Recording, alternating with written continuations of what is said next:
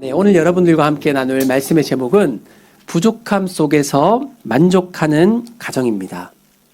1970년 호주의 한 평범한 가정에 아이가 태어났습니다. 부모는 설레는 마음으로 아이를 기다리고 있었는데 출산의 기쁨이 충격으로 바뀌었습니다. 태어난 아기에게 팔다리가 없었던 거죠. 어머니는 출산 직후 충격으로 아이를 안아보지도 못했습니다. 그리고 의사는 부모에게 이 자녀가 오래 살지 못할 수 있다. 그렇게까지 말을 했습니다. 네. 혹시 그 중국본 좀 나눠주실 수 있으면 저기, 네. 감사하겠습니다. 네, 누구 이야기냐 하면 우리가 다 들어본 적이 있는 닉 부이치치의 이야기입니다. 네. 처음에 이야기에 충격받으셨죠? 다행히 이 아이는 죽지 않고 부모의 헌신적인 사랑과 기도 속에 잘 자라게 되고 학교까지 가게 됩니다. 근데 학교에 가니까 친구들이 놀리는 게 아니고 완전히 괴물 취급을 하게 됩니다. 그래서 이 닉이 극심한 우울증에 빠지고 10살 때 욕조에서 생을 마감하려고 시도를 하게 됩니다. 그런데 그런 닉과 가정을 변화시킨 사건이 있었습니다. 바로 가족의 사랑을 통해 닉의 마음속에 새로운 그런 의지가 생겨난 것이죠. 어느 날 아버지는 이 닉의 삶이 너무 부족하잖아요. 그러니까 아무것도 할 수 없잖아요. 그러니까 할 수 있는 것이 무엇인지 찾아보고 집중해보자. 그렇게 말을 합니다. 팔다리가 없는데 작은 발이 있고 거기 발가락이 딱 2개가 있는 거예요. 놀라운 하나님의 은혜 아닙니까? 그래서 그 발가락을 통해서 물건을 짚고 글을 쓰고 음식을 먹고 그리고 제일 필요한 것, 넘어졌을 때 혼자 일어날 수 있는 것들을 가르칩니다. 그러니까 그 과정이 얼마나 고통스러웠겠습니까? 그때마다 닉의 아버지가 닉을 이렇게 격려를 해줬대요. 너는 할 수 있어. 너는 실수로 태어난 것이 아니야. 너는 부족한 존재가 아니라 사랑받는 존재야. 그렇게 격려를 하는 것 중에 여러분 닉이 우리가 아는 그 전 세계 지금 한 모르시는 분도 있으신가요? 전 세계 한 30억 명에게 넘는 사람들에게 그 따뜻한 사랑과 희망을 정하고요. 혹시 모르시면 집에 가서 꼭 한번 검색해 보십시오. 정말 수많은 감동적인 이야기가 있습니다. 닉은 결혼을 해서요. 자녀를 4명이나 낳았고 아버지도 자신의 이야기를 담은 책을 써서 많은 사람들에게 감동을 주었습니다. 자, 그들의 이야기들 중에 2 문장을 골라봤습니다. 하나는 닉이 먼저 말하는 건데요. 가정의 행복은 완벽함에서 오는 것이 아니라 감사에서 옵니다. 아멘? 네, 이건 아멘 해야 됩니다. 왜냐하면 닉 분이 이제 목사님 되셨거든요. 네, 가정의 행복은 감사에서 옵니다. 자, 아버지가 쓴 글입니다. 우리는 모두 불완전합니다. 따라서 서로를 용서할 줄 알아야 됩니다. 여러분, 배우자가 불완전하고 나도 불완전합니다. 그래서 우리 가족은 용서하는 법을 배워가야 합니다. 자, 여러분, 닉의 가정은 모든 것이 부족한 상황 속에 만족하며 살아갈 수 있는 비결을 배운 것이겠죠. 네, 오늘 시편 말씀은 참 유명한 말씀입니다. 전체 시편 150편 중에 가장 많이 인용이 되어지고 또 우리 많은 사람들이 가슴 가운데 많이 새기는 말씀이고 또 푸른 초장과 실만한 물가와 골짜기가 나오니까 골프장 시편으로도 유명합니다. 네, 별로 안 오셨네요. 네. 자, 그런데 여러분 시편 23편의 저자는 다윗인데요. 다윗에게 푸른 초장이란 어떤 곳일까요? 많은 의미가 있겠지만 적어도 그 당시에 다윗에게 푸른 초장은 집이었을 겁니다. 가정이었을 겁니다.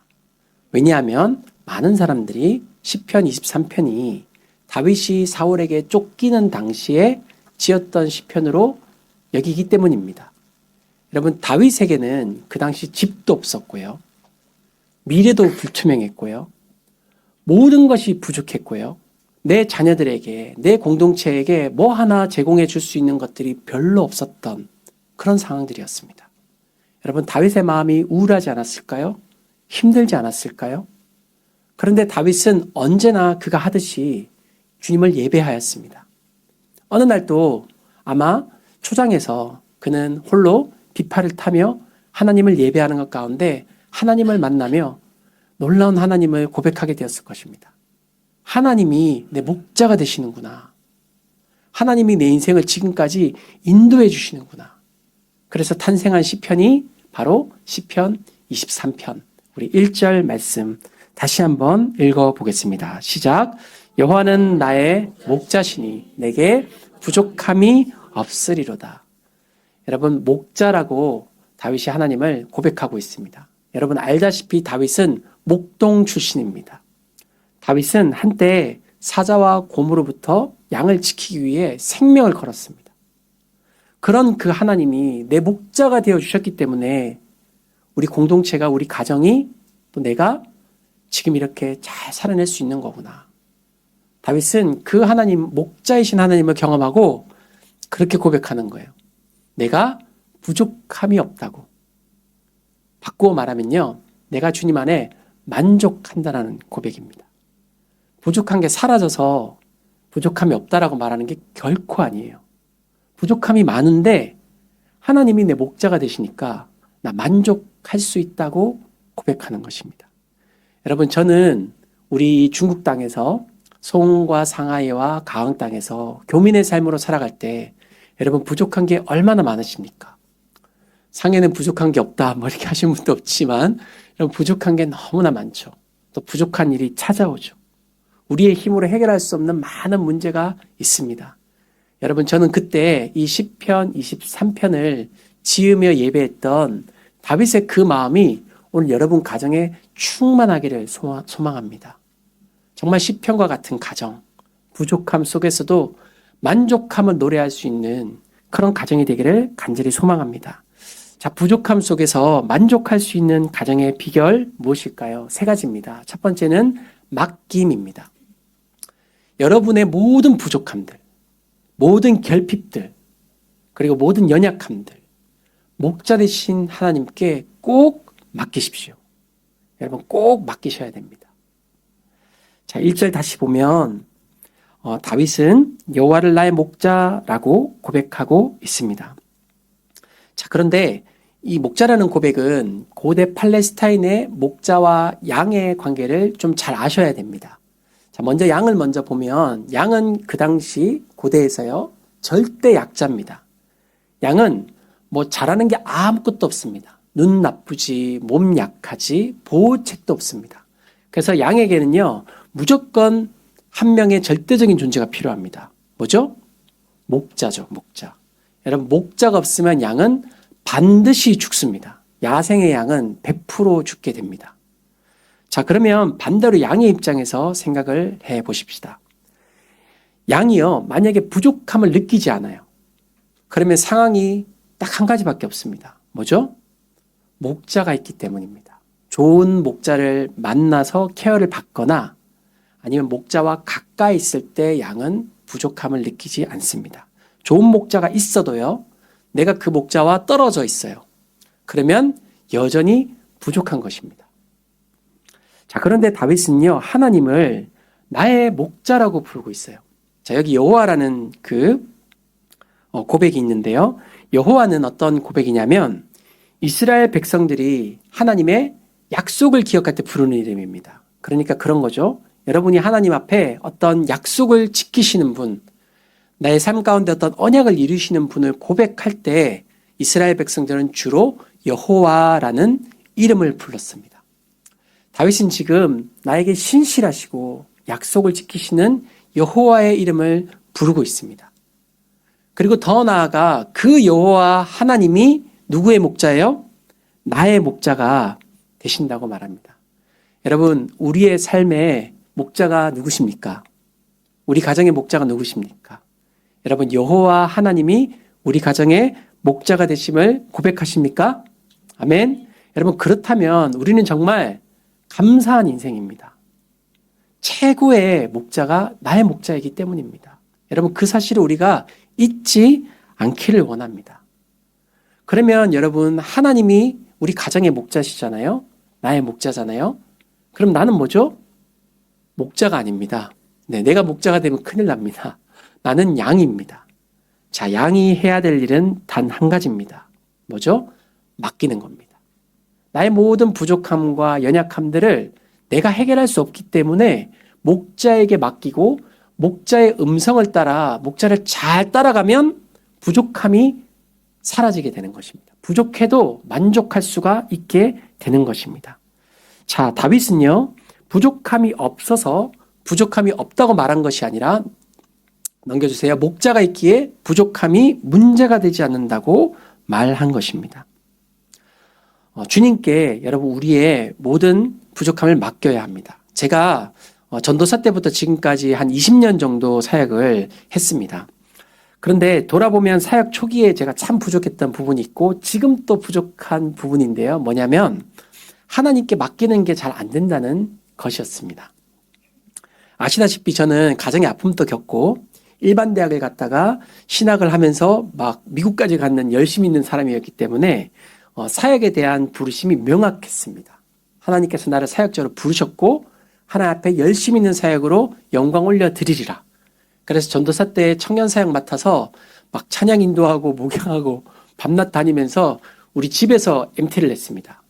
아내에게 무척 미안해하고 있습니다. 집에서 MT하면 얼마나 힘들었겠습니까? 네, 그러면서 열심히 사역을 했는데 저는 하나님 앞에서 더 완벽하고 싶어서 더 크고 잘하고 싶어서 열심히 했습니다. 여러분 그게 나쁜 겁니까? 근데 하나님께서는요, 저의 그런 사역들을 막으실 때가 종종 있었습니다. 처음에는 그런 것들이 이해가 되지 않았습니다. 아니 하나님의 영광을 위한 건데 왜 나를 오히려 힘들게 하십니까? 근데 하나님께서 제가 잠잠히 기도할 때 그런 마음을 주셨어요. 바로 제가 하나님께 맡기지 않는다는 겁니다. 제가 여기서 여러분 양의 분명한 특징 하나를 말씀드리겠습니다. 양은요 고집이 셉니다. 네. 양의 문제는 많은 경우 양의 약함에 있지 않고 양의 고집에 있습니다. 성경은 그런 양의 특징을 너무 잘 아는데요. 이사야 53장 6절에서 이렇게 말합니다. 자, 한번 읽어보겠습니다. 시작. 우리는 다 양 같아서 그릇 행하여 각기 제 길로 갔거든. 여러분 양의 특징이 뭐예요? 그릇 행하여 자기 길로 가는 것입니다. 여러분 살면서 하나님의 뜻이 아니라 여러분 그릇 행하여 여러분의 길로 갔던 적이 있으십니까? 그러면 아멘, 우리 모두가 양입니다. 우리 모두는 양의 습성이 있습니다. 하나님께서 그렇게 말씀해 주는 겁니다.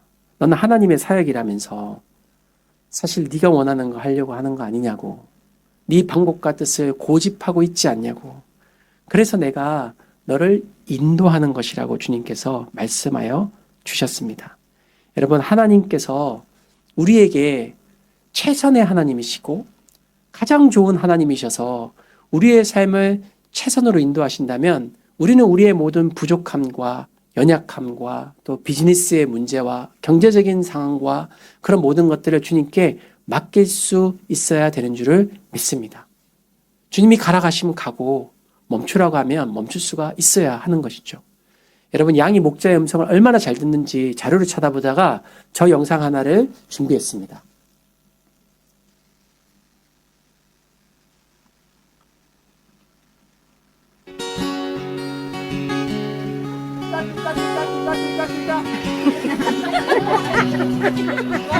One more. 자신 차게 가죠.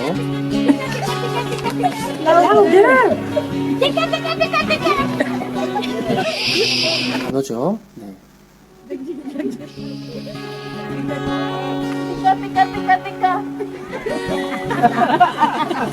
망했습니다.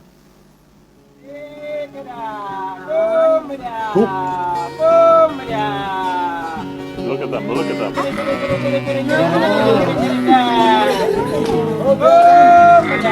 that amazing? They are coming. Oh my God. Woo!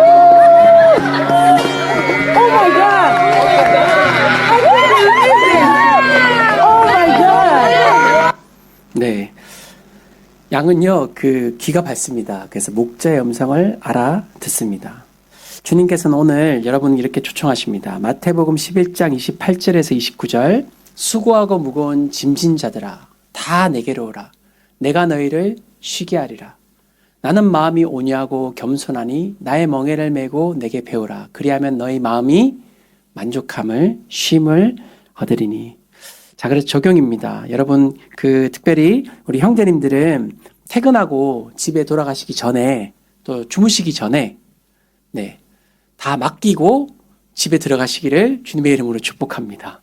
근심 걱정 가득하면서 방에 들어가시 마시고요. 다 맡기시고 들어가십시오. 그리고 가정에서 안식을 누리십시오.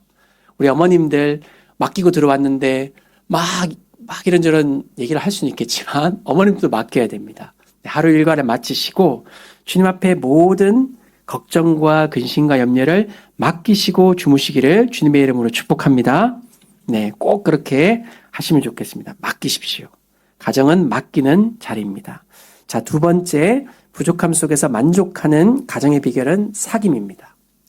하나님과의 사귐을 통해 우리는 놀라운 만족을 경험할 수 있습니다. 우리 2절 말씀에 보면 그가 나를 푸른 풀밭에 누이시며 쉴만한 물가로 인도하시는 도다.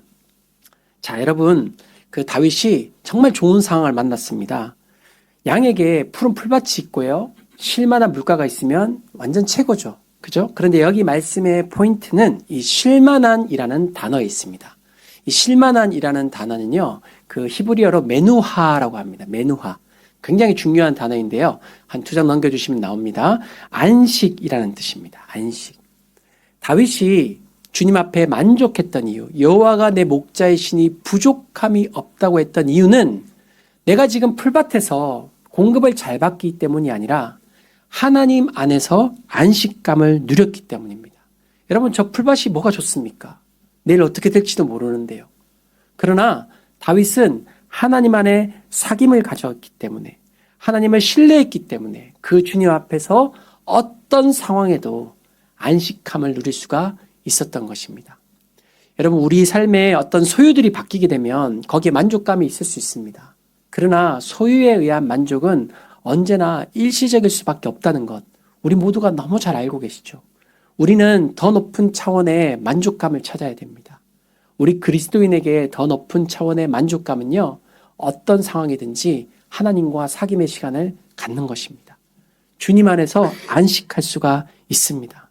여러분, 다윗이 저 2절 보면 누웠다고 말하거든요. 여러분, 풀밭에 양이 누웠습니다. 여러분, 양은 절대로 풀밭에 눕지 않습니다. 100% 안전이 확보될 때, 내 마음이 정말 편할 때만 양은 눕습니다. 여러분, 다윗이 하나님과 교제하면서 그 평강을 누린 것입니다. 여러분, 누우시는 장소가 어디입니까? 가정이시죠. 네, 집이 아니면 우리가 편하게 누울 곳이 아무것도 없잖아요. 자, 이것도 적용입니다. 여러분, 집이 하나님과 편하게 이렇게 눕듯이 하나님과 사귀시는 첫 번째 장소가 되시기를 주님의 이름으로 축복합니다. 가정에서 여러분 하나님과 사귐을 갖잖아요. 가정에서 맛있는 것도 드시고 푸른 풀밭과 쉴만한 물가 있는 거 좋습니다. 그러나 가정은 하나님과 사귀는 장소가 되었으면 좋겠습니다. 주님을 만나는 장소, 기도하는 장소. 여러분, 우리 몸은 눕습니다. 그렇지만 오늘날 몸은 누워도 마음은 못 눕는 사람들이 정말 많습니다. 마음은 이 불안해서 잠을 이루지 못해요. 그래서 우리 마음에 메누화가 없습니다. 안식이 없습니다. 여러분, 안식은 하나님 안에서 찾아옵니다. 주님의 이름을 부르십시오. 염려되고 근심될 때마다 주님의 이름을 부르시고요. 가정에서 하나님을 고백하십시오. 하나님을 찬양하십시오. 육체의 어떤 쉼만 누리는 것이 아니라 쉴만한 물가로 가정에서 나아가십시오. 주님과 사귐으로 그 평안을 경험하고 그 평안이 우리 자녀들에게도, 가정에 자녀들이 있다면 자녀들에게도 잘 흘러가는 그런 귀한 가정이 되시기를 주님의 이름으로 축복합니다. 특별히 4절은요, 제가 동행이라고 표현하고 싶습니다. 우리 4절 말씀은요, 완전히 2절과 상황이 다릅니다. 자, 4절은 음침한 골짜기입니다. 양의 입장에서는 이해가 되지 않습니다. 푸른 풀밭에 있다가 조금 지나니까 어떻게 되죠? 음침한 골짜기로 가는 겁니다. 그 이미지를 한번 보여주세요. 음침한 골짜기로 가는데요. 양의 입장에서는 이해가 되지 않을 거예요. 저때 이탈하는 양들이 생겨나게 됩니다. 이 챗GPT가 늘 과하게 글을 주잖아요. 저 과하게 글을 줬습니다. 네, 저때 이탈하는 양들이 저렇게 계속 생기게 되는데요. 여러분, 2절과 4절에서 우리가 반드시 발견해야 되는 것이 있습니다. 그것은 뭐냐면 저기 화면에 네, 나오죠. 하나님이 동일하게 인도하신다는 것입니다. 푸른 초장에서도 하나님은 여전히 목자시고요. 그 사망의 음침한 골짜기에서도 하나님은 여전히 목자가 되신다고 말씀하시고 계시는 것입니다. 특별히 사망의 음침한 골짜기에서는요, 지팡이와 막대기가 나옵니다. 지팡이는 이렇게 끝이 꼬부라져 있습니다.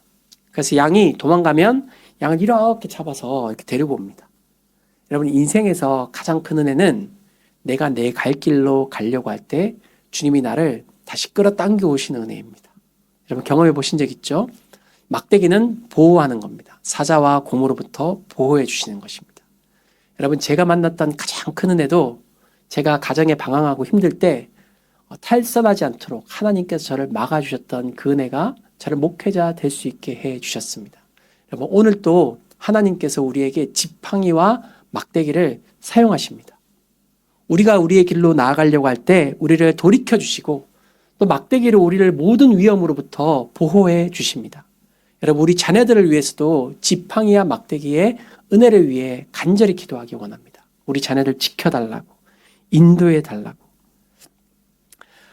우리 3절 마지막으로 한번 보겠습니다. 3절 마지막으로 우리 한번 읽어보겠습니다. 시작. 내 영혼을 소생시키시고 자기 이름을 위하여 의의 길로 인도하시는 도다. 자, 여러분, 2절, 3절, 4절 다 인도하신다는 말이 있어요. 근데 3절의 인도하심은 특별한 인도하심입니다. 의의 길로 인도하시는 것. 내 길이 아니라, 내가 원하는 어떤 가정의 모습이 아니라 하나님께서 꿈꾸시는 가정의 모습으로 내 인생으로 인도하시는 것이 여러분 최선의 인도하심 아니겠습니까? 하나님은 나를 누구보다 가장 잘 아시고요. 내가 원하는 길보다 하나님이 원하시는 길로 가는 것이 최선의 만족한 인생 아니겠습니까? 여러분, 큐티를 하시면 요즘 요셉 큐티하고 있죠. 요셉 삶이 얼마나 기구했습니까? 부족한 것이 얼마나 많았습니까? 그런데 요셉의 후반부에 느끼는 것은 하나님께서 내 영혼을 소생시키시고 자기의 이름을 위하여 우리 모든 가족을 의의 길로 인도하셨구나. 이 극한 흉년에서 우리 가족을 살려주셨구나라는 요셉의 고백이었지 않습니까? 여러분, 지금 우리가 눈에 보기에 사망의 음침한 골짜기 같고 주님이 부족한 것 없다고 말씀하시지만 부족한 것만 주시는 것 같고 하나님이 나는 잘 안 인도해 주시는 것 같이 느껴질 때 여러분, 그 주님의 이름을 다시 한번 부르시고 그 나의 목자 되신 주님을 뜨겁게 우리가 만나기를 원합니다. 그래서 우리 가정이 정말 하나님께서 우리 가정을 이끄시는 의의 길이 있습니다. 여러분, 그것을 정말 믿으십니까? 우리 그 주님의 의의 열매가 우리 가정에 피어나는 그 열매들이 우리 가정에 풍성하여 목자 되신 주님을 믿고 신뢰하며 따라가는 우리 모든 삶이 되시기를 주님의 이름으로 축복합니다. 이 시간 우리 함께 찬양하기 원합니다. 찬양하기 전에 그 한 목사님이요, 그 주례를 되게 많이 하셨는데 그 주례를 할 때마다 그 두 가지를 꼭 물어본다고 합니다. 먼저는 반주해 주셔도 좋습니다. 그 청년에게 물어본대요. 신랑에게 신부 많이 사랑하냐고 하면 뭐라고 하겠습니까? 네, 뭐 그렇습니다. 뭐 이렇게 하겠죠. 네, 그리고 신부에게 신랑 사랑하냐고 하면 사랑한다고 얘기하면 이렇게 얘기한답니다. 그러면은 앞으로 신랑은 신부를 위해 다른 모든 여자들을 포기해야 되는데 할 수 있겠냐고 물어본답니다. 신부도 이제 신랑을 위해서 모든 남자들을 포기해야 되는데 할 수 있겠냐고 물어봅니다. 근데 그때 동공이 흔들리면 이제 문제가 많은 거죠. 그죠? 네, 결혼 생활이 아름답고 만족스러우려면 우리 한 사람만 바라봐야 됩니다. 신앙생활 똑같습니다. 우리 신앙이 정말 만족하려면, 아름다우려면 하나님 목자 되신 우리 하나님만 바라봐야 되는 줄을 믿습니다.